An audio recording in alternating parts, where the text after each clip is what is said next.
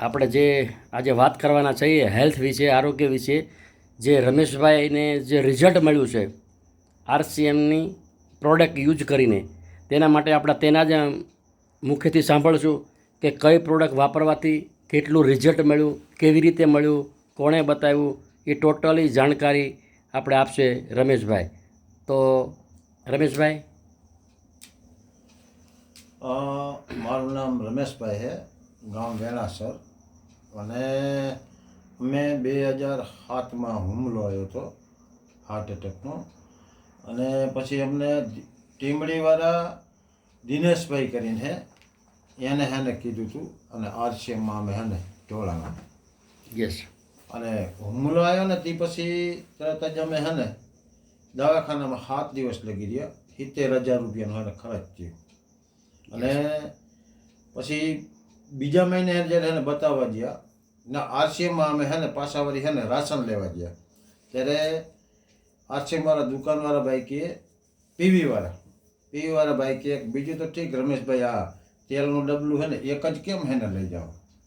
બરાબર.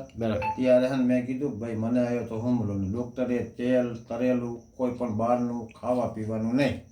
બરાબર. તો કે ના કે હે ને આ વસ્તુમાંથી કોઈ હેને તકલીફ ન થાય, આપણી વસ્તુ તો બહુ હેને ઓરિજિનલ અને શુદ્ધ છે. બરાબર. તમારે આ તેલ રહ્યું ને એ હે ને ડૉક્ટર ના પાડતા હોય આપણું ચાલુ રનિંગનું, તો આ તો રોજ હે ને પીવાનું તમારે સવારમાં. અને પછી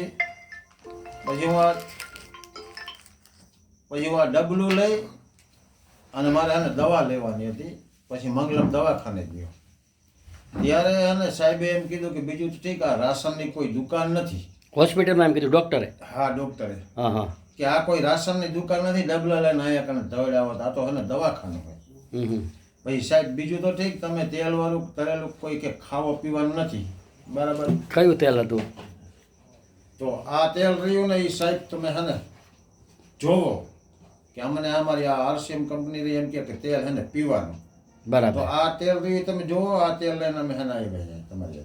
ડૉક્ટરે બંધ કરવાનું કીધું હતું કે આ ન પીવાય. બંધ કરવાનું કીધું હતું. અને અમે હે ને અમારે આરસીએમ એમ કહીએ કે તમારે રોજ ખાવાનું તો ઠીક પણ પીવાનું ખાવાનું. બરાબર.